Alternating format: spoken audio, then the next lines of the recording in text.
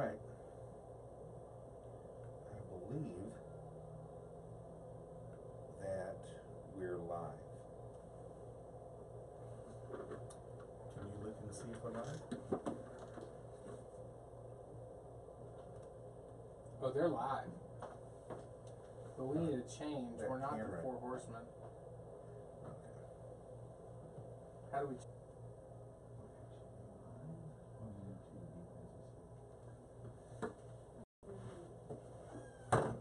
Wait. Yeah, if you can't hear them...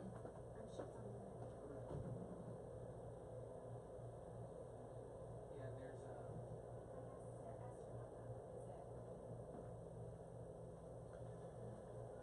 a... Alright. Ain't nothing gonna steal my joy. Can you hear me? Okay. This is showing completely, which, for those of you that listen, I get it. That is a complete shocker. But right when we went live, we had another therapist here at the Timothy Center that had a technical issue that Josh is taking care of. And I would say this, the technical issue is we have a thing called Timothy Center Texas, where people can, you can receive counseling via secure HIPAA-compliant video counseling online. So if you're listening, they're in Muleshoe, or Tuscola, or Palestine, or Marfa, or my hometown of Cisco, Texas. Yeah, not only are we going to be doing this on YouTube, are we doing Facebook Live as well? No. So we are not doing Facebook Live. Can they comment on YouTube? Yes. If you have any questions during our live broadcast, feel free to send those in, and then we will handle them. In fact, you could answer your own. Wait for it. Wait for it, wait for it. I'll write my way out. Say something. Write everything down far as I can see.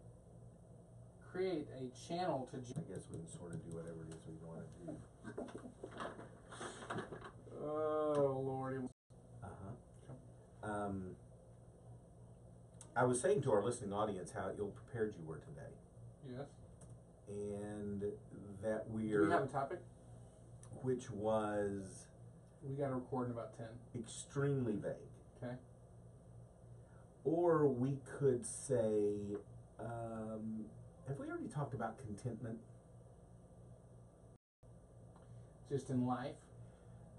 I know probably when we were talking about conflict resolution, that we kicked around contentment, that you've got to learn to live with unresolved conflict in a marriage. Correct. That was an aspect of it. I don't think we've taken on the topic of contentment.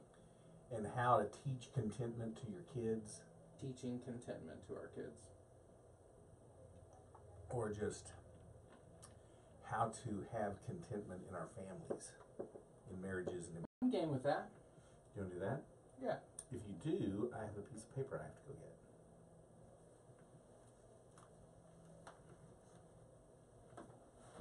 Just contentment. Contentment. No, contentment in marriage, contentment in parenting. Or contentment in the family.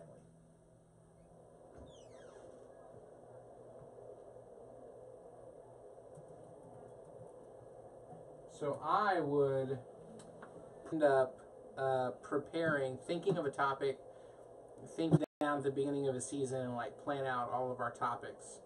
But Jimmy don't play that.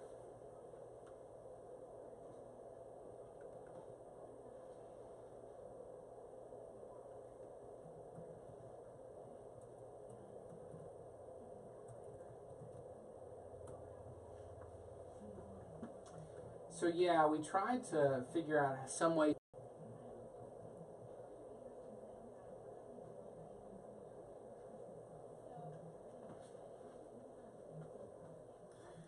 This might be a little more ready to roll. I'm not going to be able to read through that. I'm just saying. Oh. There it is. Perfect. So am I going to lead the charge and you're going to comment as we go? Phil, but let me think through this first. Remind me. Did you happen to find out whether there actually is an audience?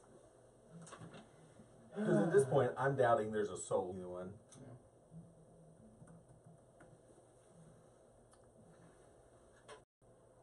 We have a listener, a watcher? No. Oh. It was me. We don't have- I'm commenting on our own post. Oh, okay. But now I can see it. And I could say, I can see if they're asking questions or wanting to interact. But it's also feeding back. I'm You hear hearing that? the audio. Huh. So then I don't need it on this computer. I need it there. Oh, okay. Gotcha. Do you want,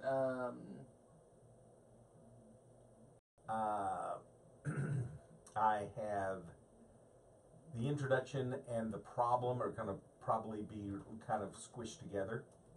you ever heard of that Jay-Z song? Probably. I don't listen to hippie music, Josh. Mm-hmm. It's not one of the steps for overcoming or to introduce contentment. Okay. And so I'll walk down them and you can then just riff. Where's this coming from? My mind. Where did you... What's this for? I'm pulling stuff together to maybe take off on Shakespeare, and my publisher keeps telling me what a sucky idea it is. Okay. So, Jimbo, you got intro. We're not recording on Reaper yet. Oh.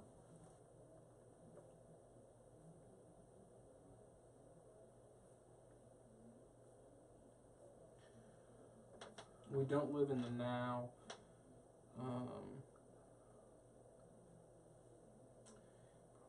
Discontent. Is the generation of our discontent. It's Shakespeare, Josh. It's Richard III. This is the season of our discontent, the way Billy wrote it. Still talking into the microphone as though anyone knows what I'm saying, other than me and my headphones. And just a pervasive discontent, then we struggle to live in authentic relationship. Well, I think acceptance and contentment is like the single answer to road rage, to screaming and griping about Donald Trump or about those dang...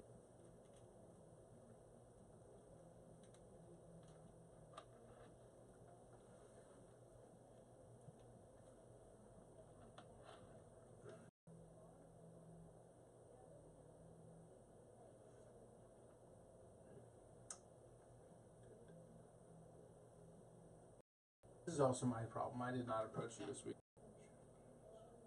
I'm thinking here, Jimbo. You know, we had 2 people watching and we're down to 1. Okay. We had 2 people and they went away because we were just sitting here staring. You mean this isn't worth their time? Yeah, really. Okay. I got this. I'm ready. And is that our title? This is the generation of our discontent. Bill. 0318, contentment within the family. We are recording at 2:20 p.m. Jimbo, are you good? Yep. All right. So Welcome to the show. This is Pairadocs, and I'm Josh. I'm Jimmy. And we are coming live to you. We're recording live, but coming live to you from... Yes, about 5 minutes ago. One of which was me on my laptop. And the other one dropped off. And the other one dropped off. No, but seriously. But we have a platform is the thing. We have a platform. Actually, it's a tiny... It's like a splinter, really, more than a platform. We would want to interact. Jimmy can see the amount of viewers on to us and left. I kind of am discontent about that. You should be. I'm angry about it. You know why? Because I can't accept it for what it is. Today on Pairadocs, we're going to talk about discontentment. Which is a really weird sort of an odd thing. But to your point, characterizes our culture. Remember, just as a simple, silly example, but this past summer, you know, we weren't necessarily going to the mountains, and we weren't going to the beach. You know, we were home, and I was working, and it's surprising how quickly that jealousy and the discontentment can crop up from just social media. You know, and if you think about it, it's because, you know, if I get angry at my spouse, it's because I cannot accept what it is that they've done, said, whatever they've not done, whatever they've not said. If I flip off someone in the car, and I never ever do that, I know you struggle with road rage. But if road rage is a classic example of... No, I don't struggle with road rage. You know, you just embrace it? I do like to get back at people. Yes. Well, by tailgating, then I am being God's instrument of correction in their life. They need that. But you take it from road rage to anger within relationships, within a marriage, low self-worth, low self-esteem. You know, our kids all constantly comparing what was my birthday party as big and exciting as Lulu's big birthday party that I saw on Instagram. We are now in this constant state of comparison, feeling as though we've missed out. And so, in a very, very odd way, acceptance / contentment is sort of at the core of so many of the ills that we have in our families and in our society. I could take probably 9 out of 10 clients that walk through the door and to say, okay, let's talk about acceptance. Let's talk about contentment. What did Paul say? That's what he said in Philippians. He said, you know, I've learned the secret of being content. Whether I've got a lot, whether I've got a little, whether I'm well fed, whether I'm hungry, I've learned the secret of being content. So, I thought we would spend our time, instead of just going, yeah, we ought to be content. I mean, Paul's been saying that for a couple of thousand years. It hadn't exactly lit a fire under us. So, how do we attain that? Because you always say there's nothing, what is the serenity prayer? You know, the things I can change, the things I can't, the wisdom to tell the difference. Contentment. Because that's changing us. That's not changing our spouse, our kids, our job, our circumstance. If we can't change those things, the only thing we can change is us. And the way we change us is to become content, to be able to see these things. And the weird thing, I think, like, you know, you're saying contentment doesn't change our spouse, it changes us. We almost are more satisfied in some ways to be discontent and show that to our spouse to hopefully change them. Yes. So it's almost like, and obviously we wouldn't do it unless we perceived its benefits, but we think discontentment in relationship, when we deem it necessary, is actually a good and positive thing. Yes, absolutely. So, I thought we would cut to the chase and see these are 10 practical steps. And I want to emphasize practical steps. Are we talking problem first? Or have we already done that? We kind of already did that. I mean, you know, again, it's in our anger with our spouse, anger at our children, anger in the car, anger at work, and not just anger, but feeling bad, low self-worth. I mean, just it takes away from our opportunity to live in the present, living in the now. Discontentment is completely turning our attention and mind's eye to something that occurred in the past or something that we don't believe is going to occur in the future, and so we're not actually living in the now and living in the present. And so it really, in a lot of ways, then leads to an inauthentic lifestyle. We can't truly be ourselves in a lot of ways when we're caught up in our mind about something that we're discontent about. And so the inauthenticity, not being able to live in the now, I see are for me, along with the anger that you're talking about, are huge problems with discontentment. Okay, again, let's talk practicality. Number one, for us to adopt in and of ourselves, and for us to constantly be teaching our children gratitude. Gratitude, thankfulness. We say that all the time. We even have a holiday to celebrate our Thanksgiving. But in practical terms, we do not employ that in our lives. To be grateful for. We can wake up in the morning and somebody not do something that they're supposed to do. Be it a family. Nobody's sick. I got the greatest job in the world. We have this beautiful house. We got a couple of great cars. Everyone loves God. We look at our life, and again, if you look at the rest of the world, the one thing that slightly turns us sideways and put all of our focus on that is being an ingrate. That you haven't given me 100% of 100 things that I want. So the first thing is looking at our lives and being overwhelmed with gratitude instead of focusing on the one aspect of our life that irritates us, that's in our heart. Because a better job isn't going to fill it. A bigger house isn't going to fill it. A better car is not going to fill it. More things aren't going to fill it. Nothing else is going to fill it. We try to fill it, it's not fillable. It's a non-fillable, it's a black hole. It's a non-fillable filibuster. I like it. It's a filler buster. See what I did there? Yeah, forget that one. So stop attempting to fill this hole, which is what we're doing. We look at our lives and we go, well, our lives are great, but man, if I had that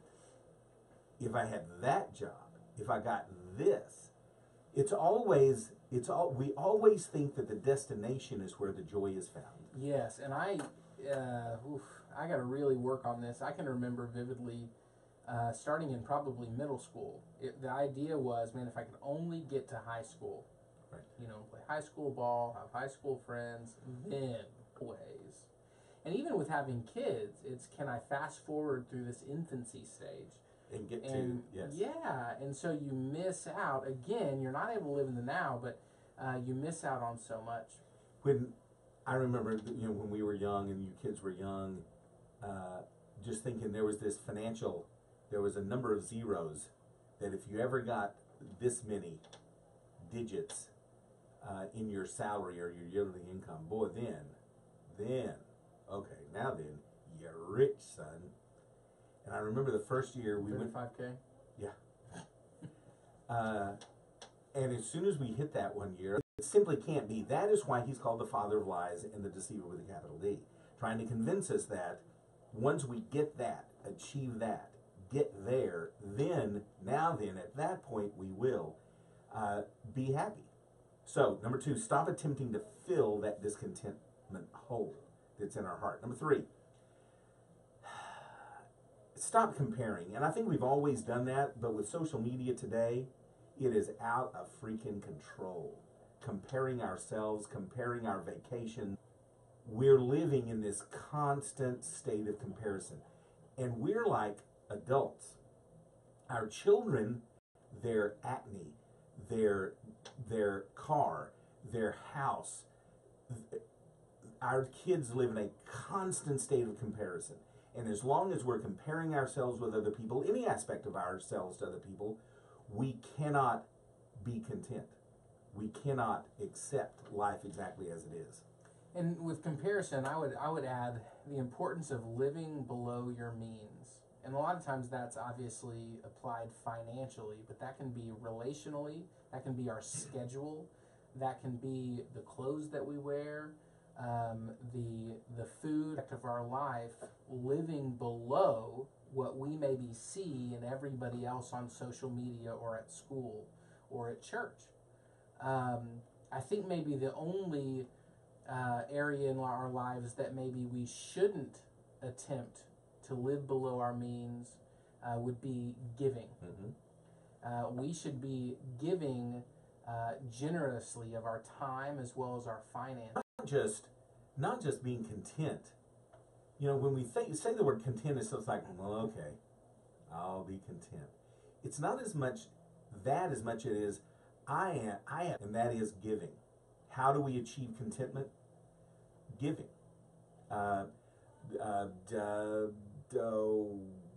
fuzzy hair. Oscar the Grouch. Rich Mullins. And a beard. You put this love in my heart. You put this love in my heart. Asleep in the Light. Alabama. Kenny Chesney. I hated to go there. No. Keith Green. Okay, got it. So, Bill, keep in my guesses. Yes, because that was kind of fun. Green said it's so hard to see when my eyes are on me. Giving gets our eyes off of ourself, whether that is going to a food line, whether that's giving of our resources.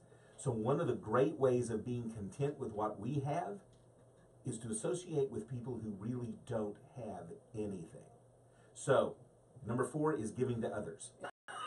We're trying to be content, and I'm content. You were born in 1982. Yeah. Go ahead. So number 5, and by the way, I think probably we could do a whole nother episode on the other 5. Sure.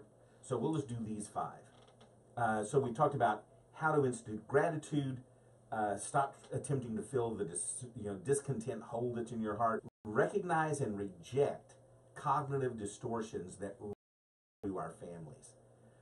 I'm not good enough. This sucks, but I don't. So we've got to recognize when we're saying these things to ourselves, or even when we're allowing our children to say this. I don't like this lunch. This sucks. And to stop and pause and take their lunch that you prepared, put it in the trash, go get them some rice and boil it and hand it to them after it's cold, and give them half a glass of warm water. Please, I want some more. Yes. Teaching them that but if we say this long enough,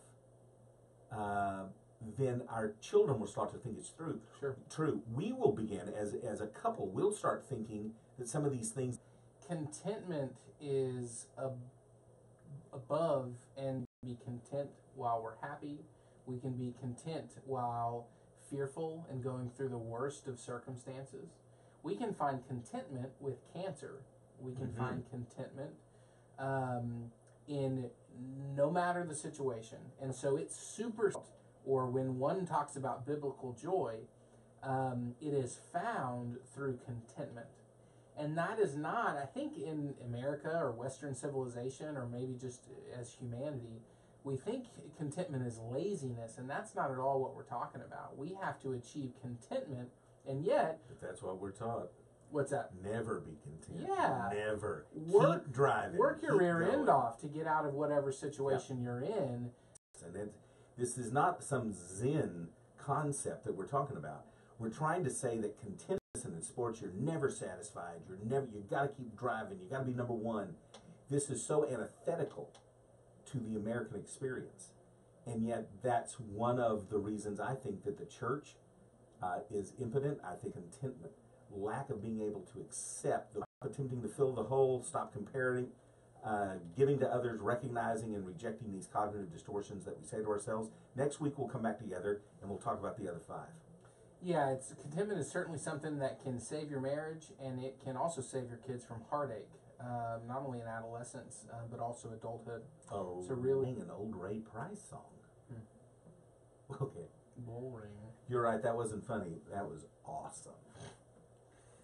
If you want more information about this episode, 3 or 4 more steps to take, Instagram and Twitter on those as well. Every day you love me less. Each day I love you more. Oh, why? Me. Oh, dang it. So then you're stopping. So